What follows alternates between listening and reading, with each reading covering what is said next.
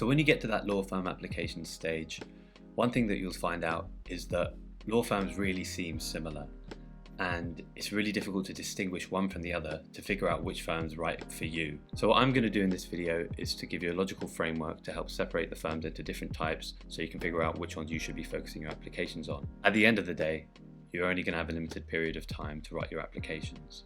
So it's important to narrow down the firms that you think you should apply to so you can spend time more effectively.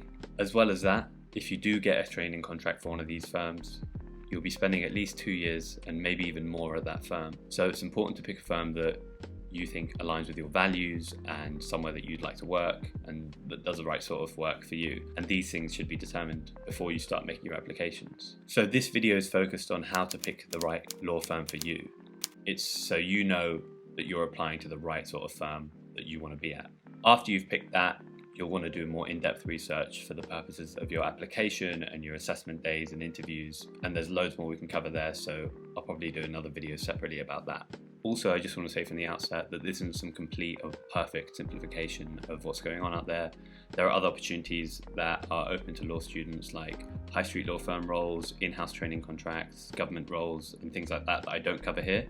But I'm trying to focus on the main commercial firms and kind of helping you distinguish between those. So the 5 factors that I'm going to be focusing on today are location, type of work, trainee intake and work-life balance, which I'm treating as one, culture, and miscellaneous, which is just other stuff that didn't really fit into the other categories. So the first thing you're going to want to think about is location.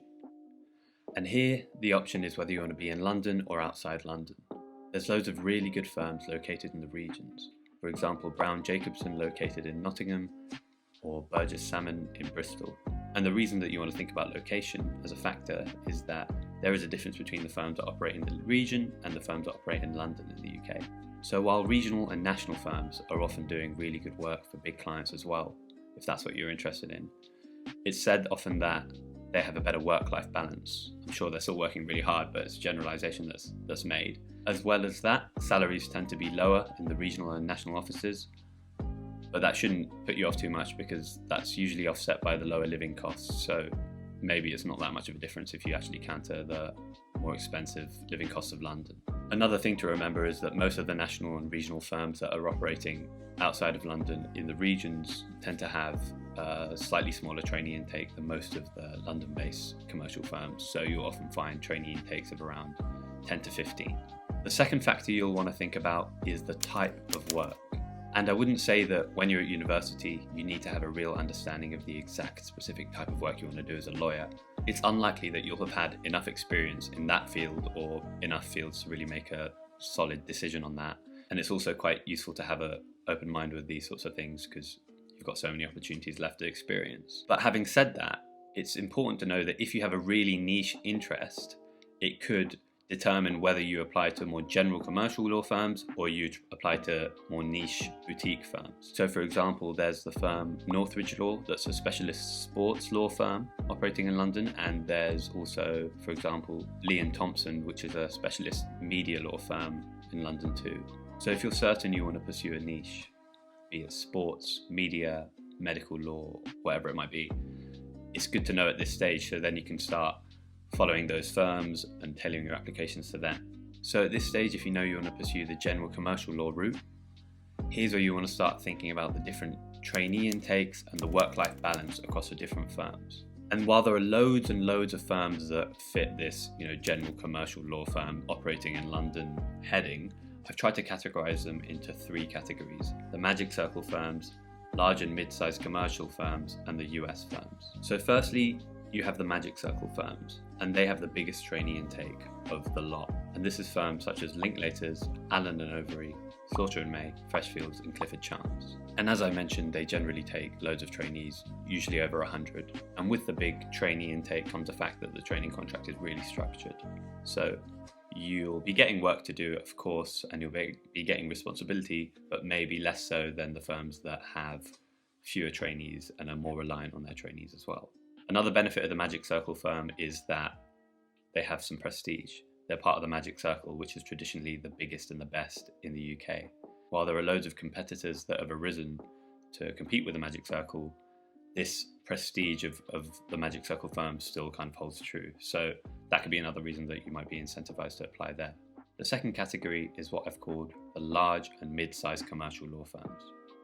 And these are your firms like CMS, Hogan Lovells, Herbert Smith, Sims & Simmons. And I'd say this would be the majority of the law firms that are operating in London that you might be considering applying to. Now, in terms of your applications, one difference between these firms and the Magic Circle firms is that they tend to have a smaller trainee intake, so around 50 to 60. As well as that, while the Magic Circle tends to have high rankings for loads of corporate and commercial sectors, these firms might have more specialist sectors that they're focused on while still offering the full service to cater to all of the business needs. Again here, because of the fact that you'll have loads of trainees coming in, as I said, 50 to 60, it will be a very structured training contract, and there'll be a lot of planning and organisation in terms of what you'll be doing throughout your 2 years there.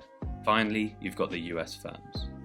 And this is firms such as Ropes & Gray, Skadden, and one main difference here, aside from the fact they have higher salaries, is that they have smaller trainee intakes. So it's not uncommon to see trainee intakes of 2 to 5 trainees a year. And while I was talking about the more structured training contracts of the bigger firms or the bigger intakes, here you'll find that your training experience might be less structured. You might be given a lot more responsibility and left to figure it out yourself a little bit more. So it depends on what sort of person you are and what sort of environment you think you'd thrive in.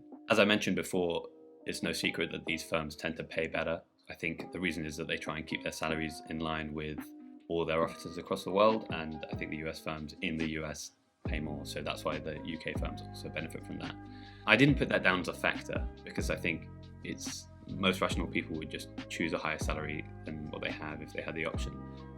So it's important to notice that it's not the salary itself that you're choosing or not choosing, it's the requirements and expectations that come with that.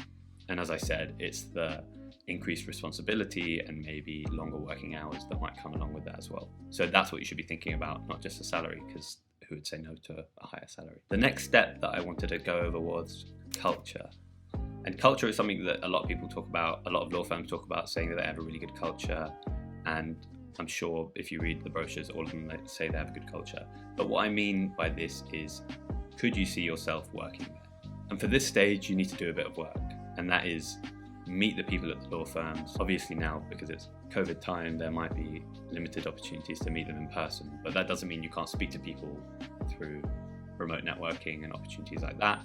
There's also loads of firms doing webinars and workshops and virtual open days and things like that. So you should be attending these events to have an idea of whether you could really see yourself working there. So this is important for one main reason, and that is the reason of fit. So while you might think it's the best idea to do loads of applications and just increase your chances of getting a training contract, what you need to remember is that once you get a training contract, you're going to be at that firm for 2 or more years. So it's important to think about that time and remember that you want to be able to enjoy those 2 years and really thrive in that environment. So you're not going to be able to do your best work in an environment that you don't think you really fit in well. So that's a reason why it's important to ask yourself, could I see myself working here? And the best way you can assess that is by speaking to the people who work there and just seeing how you get on with them.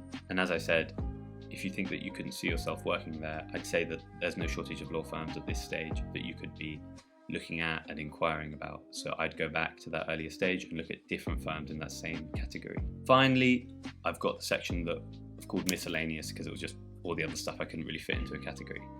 And this is things that aren't the main factors for you applying for a firm, but are maybe benefits to help you distinguish between one over another.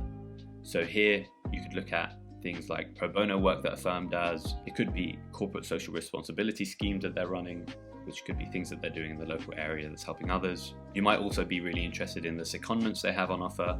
That could be like client secondments where you go work at a really cool firm that you like, or international secondments where you go to a city that you've been dying to visit and you get to work there as well. Another one that I personally thought was really cool was these tech incubators that you see at a lot of firms. As I've got an interest in tech and media, that's something that I thought was really cool. So it was something that I looked at in terms of the applications that I was making. So those are the main factors I picked when trying to figure out which law firm is right for you. And just to run over it quickly, those were location, type of work, trainee intake and work-life balance, culture, and miscellaneous / random other reasons. As I said before, it's really important to get a good understanding of what type of firms you can apply to so they align with your values and your goals more long term. As well as that, you're not going to have all the time to do loads of applications, so it's important that you apply to the ones that you think are really fitted for you.